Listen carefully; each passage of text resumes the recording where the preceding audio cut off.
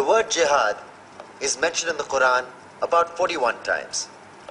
The words mercy, peace, and compassion are mentioned about 355 times. Yes, come in. Come on in, Riaz. Sit down, please.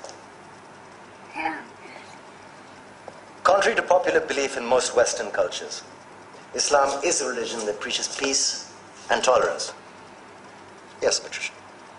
If Islam truly is a religion that preaches peace, then how come the world's most troubled spots, the West Bank, Afghanistan, Pakistan, Iraq, they're all plagued with Islamic terrorism? Well, that depends on your definition of terrorism. Some might argue that the U.S. invasions of countries like Iraq and Afghanistan are also acts of terrorism. No, those were acts of war to get rid of despotic regimes. Or a means of getting at a country's oil. Conspiracy theories. Well, May I? Yes, please. Go ahead, Riaz. Mr. Khan is right. I mean, if we're talking about terrorists, the world's biggest terrorists are the white superpowers. Come on now. No, really, stop and think about it. Explain 9/11. Okay. Do you know how many people died in the Twin Towers strike? Around 3,000.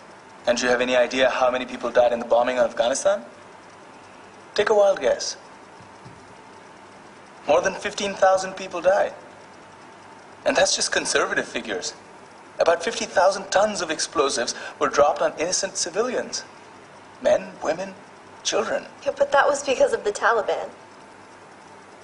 Now that you brought it up, did you know that the Taliban was a creation of the CIA to fight the Russians? Whatever. They were still harboring terrorists.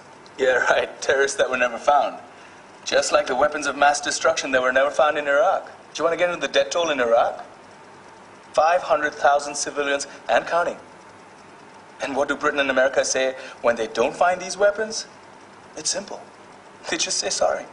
And still refuse to relinquish control of these countries. What are you trying to say? What I'm trying to say is that just because you're American, wear a fancy suit, and call yourself the president, doesn't make you any less of a terrorist. I'm saying that if you don't stop meddling in other people's countries, you will face a backlash. If Muslims like you feel that way, then why don't you get out of our country? We will. As soon as you promise to leave ours.